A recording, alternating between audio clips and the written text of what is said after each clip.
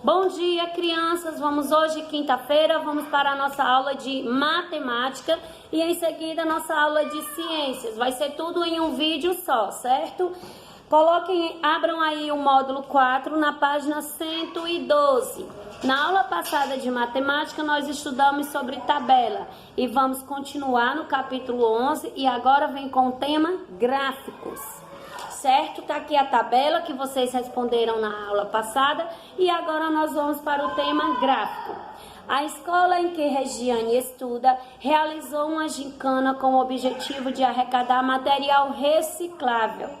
Observe na tabela a quantidade em quilogramas arrecadados por turmas do segundo ano. Vamos agora ver aqui a tabela. Na tabela diz o seguinte: quantidade de material reciclável arrecadado por a turma do segundo ano. Aí temos a turma, são 4 turmas do segundo ano, A, B, C e D. E temos a quantidade de alimentos arrecadados. A turma A, 13, a turma B, 8, a turma C, 5 e a turma D, 12. Pronto. Usando os dados da tabela, você foi construindo um gráfico de barras para divulgar o resultado da arrecadação em um mural. Então, para poder divulgar o resultado do que foi arrecadado, você vai usar a tabela para poder construir o gráfico, onde ficou dessa forma. No gráfico também tem que ter o título, que é quantidade de material reciclado arrecadado pelo segundo ano. Aí você vai colocar de 1 a 13. Por que de 1 a 13, gente? Porque o número maior foi 13. E você vai colocar embaixo cada turma. É facinho de montar o gráfico. De acordo com a tabela, você vai conseguir montar um gráfico. Então, não é bicho de 7 cabeças. É só você olhando para a tabela e você constrói o gráfico como tem aqui no exemplo. Aí nós temos a primeira questão e a segunda questão. Aí onde diz assim na primeira: qual das turmas arrecadou maior quantidade de material reciclado? Qual foi a maior turma? Foi a turma do segundo A, que ela arrecadou 13. Utilizando uma calculadora, determine quantos quilogramas de material reciclável foram arrecadados nessa gincana. Aí você vai utilizar a calculadora e vai somar ao todo quantos quilos de materiais recicláveis foram arrecadados, certo? Aí você coloca a resposta aqui no livro mesmo. Vamos para a página 113, que nós iniciamos da página 112 e vamos até a página 114. Na página 113, nós temos uma atividade. Você vai ler o gráfico e você vai responder as perguntinhas. Você não tem como errar, porque se você observar bem minuciosamente o gráfico e ler realmente direitinho a pergunta, você vai conseguir chegar ao resultado correto, certo? O gráfico a seguir apresenta a quantidade mensal de filmes a que Juliana assistiu de janeiro até abril de 2019. Aí você vai olhar a quantidade e vai responder as perguntinhas.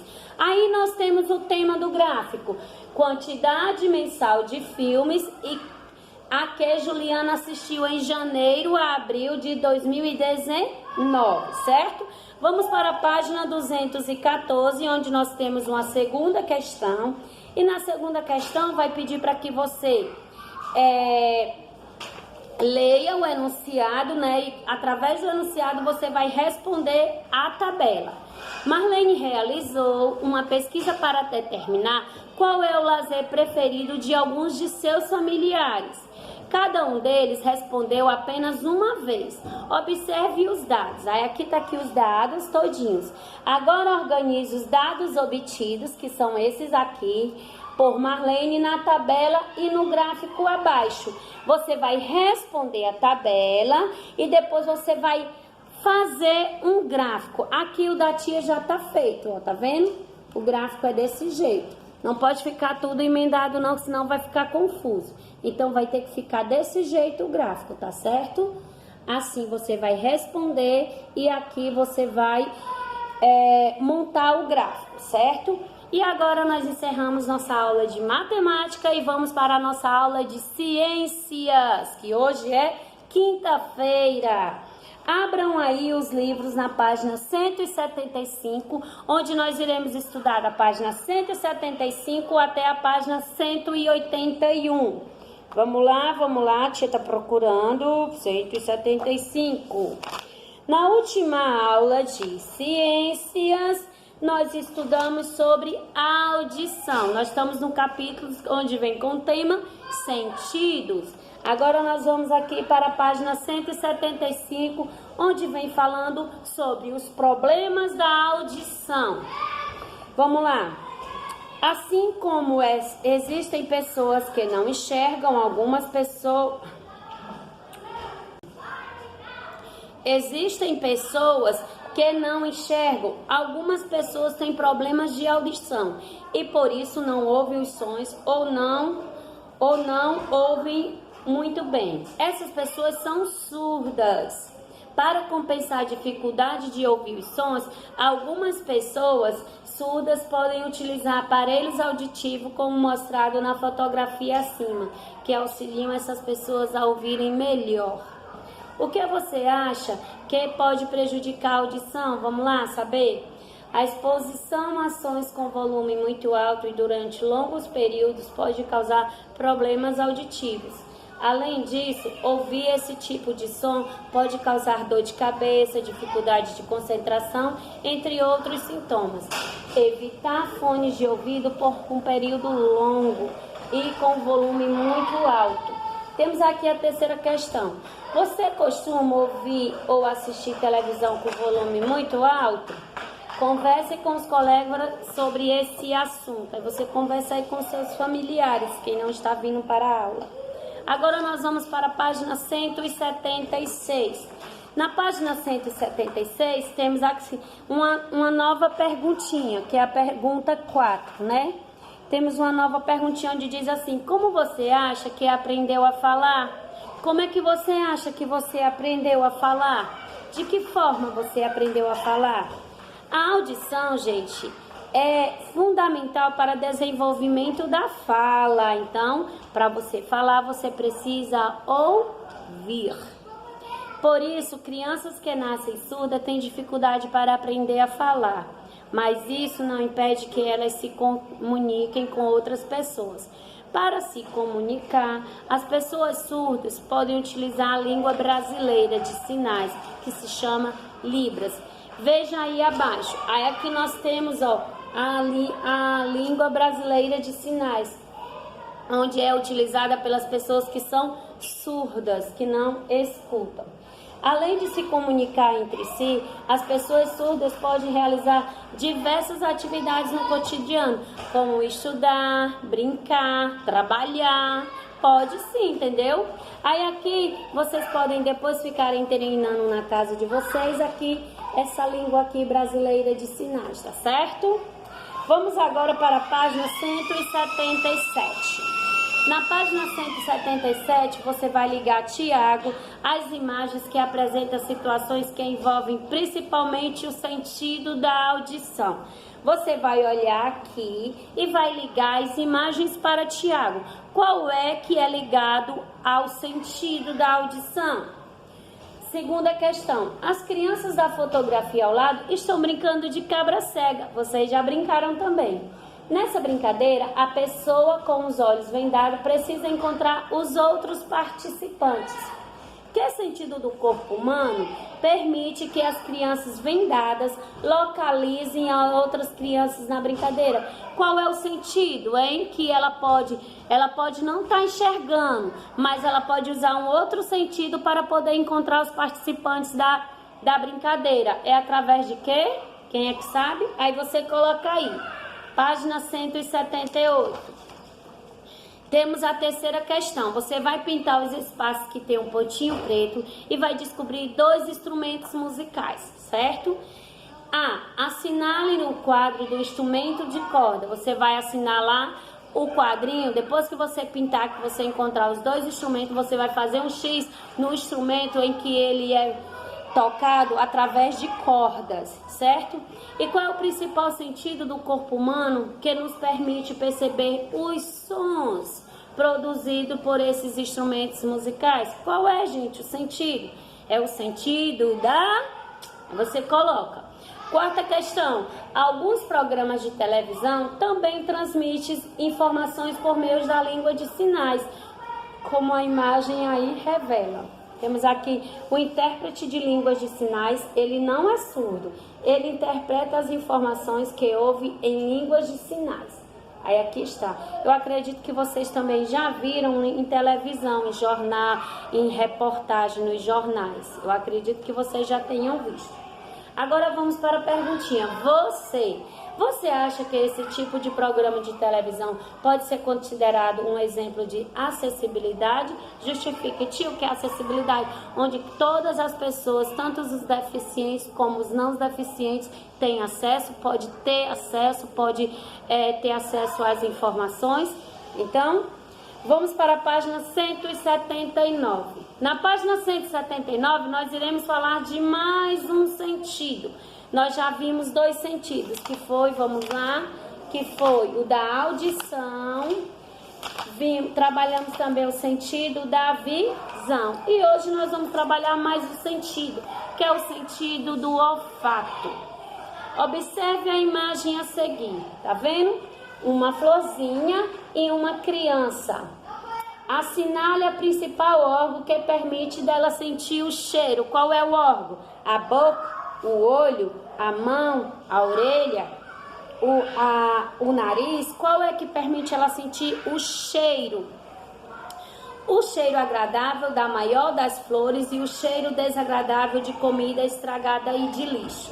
Podemos perceber e tantos outros cheiros ao nosso redor, graças ao sentido do olfato. Para a gente poder sentir o cheiro, nós teremos que ter esse sentido, porque existem pessoas que têm problemas nesse sentido, não conseguem sentir o cheiro direito das coisas, entendeu? Tem uma amiga que tem esse problema.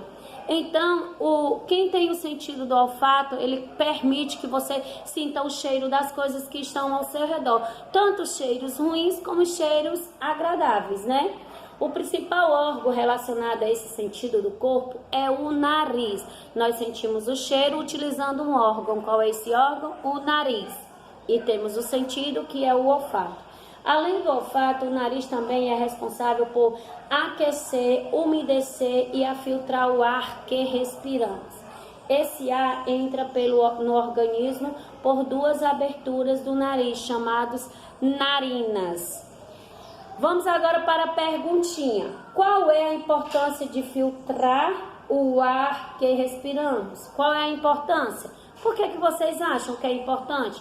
No interior do nariz existem pelos e ocorre a produção de muco, garantindo que o ar seja filtrado, aquecido e umedecido. Qual é a importância da filtração? A filtração do ar que respiramos evita que a poeira e pequenos organismos presentes no ar entrem nos nossos pulmões. Embora seja possível respirar pela boca, enfatiza para os alunos isso, gente. Além dessa importância, eles nos permite que deixemos de respirar micro-organismos que venham causar mal para a nossa saúde, para os nossos pulmões. Então, às vezes a poeira, esse pó, às vezes quem tem esses problemas de rinite, essas coisas, aí ficam espirrando. E sem contar, tipo, como esse coronavírus agora, né? O coronavírus a gente tem que estar de máscara, porque a gente pega pela respiração. Que mesmo assim, nós tendo toda essa proteção do nosso nariz, a gente ainda tem pessoas, a gente ainda está sujeito a ter essa doença, entendeu? A adquirir essa doença se não nos protegermos, né? Agora vamos para a página 180. Na página 180, como percebemos o cheiro ao nosso redor? Veja a seguir. Nós sentimos o cheiro através do ar. O ar apresenta substâncias que caracterizam os cheiros. B. Quando respiramos, as substâncias que caracterizam os cheiros entram no nosso nariz, por meio das narinas. No interior do nariz, existem estruturas capazes de identificar que tipo de substância é. Assim, sentimos o cheiro de comida, por exemplo. A identificação dos cheiros pelo olfato pode ajudar na proteção do corpo humano. Veja a situação a seguir. Olha aqui, ó. Ela está sentindo o cheiro. Se tiver estragado, claro que ela não vai comer. O que é que está querendo dizer aqui nessa imagem? Ela ia comer, mas antes de comer ela cheirou. Ela sentiu um cheiro desagradável. Então ela não comeu, né? Converse com os colegas sobre o que aconteceu na história acima. Como você observou na situação acima, ao sentir o cheiro desagradável, a menina identificou que o iogurte estava impróprio para o consumo e por isso não ingeriu. Além disso, o olfato também ajuda o ser humano a identificar outras situações de perigo, como incêndios, né? Através de incêndios a gente sente aquele cheiro de fumaça. Como o olfato pode ajudar o ser humano a se proteger em casos de incêndio, né? Como é que ele pode nos ajudar? Aí você coloca aí a resposta. E a última página, vamos para a página 181, onde nós iremos falar sobre o olfato dos cães. Quem é que tem um cãozinho aí em casa? Eu tenho um cachorrinho muito fofo, muito danado. Os cães possuem o sentido do olfato bem desenvolvido. O nariz desses animais possui mais estruturas de identificação de substâncias do cheiro quando comparado ao nariz dos seres humanos, então é mais forte. O olfato dos cães permite que eles identifiquem cheiros em situações em que nós, seres humanos, não conseguimos identificar. Por isso, os cães podem auxiliar na busca e no resgate de pessoas perdidas e no tratamento de drogas, entre outras situações. Aqui você pode observar cão auxiliando no resgate de pessoas em que o terremoto que ocorreu na Turquia em 2011. Gente, foi muito legal saber sobre esse conteúdo, vocês ficarem por dentro. Então aqui vocês estão aprendendo como é importante nós termos os nossos sentidos e termos os nossos órgãos e aprendemos como cuidar de cada um, né? E o que eles nos ajudam, o que eles nos auxiliam, né? Aqui, gente, nós encerramos nossa aula de ciências e de matemática, que já foi, né? E fiquem com Deus e até a próxima. Estou aguardando a volta de vocês.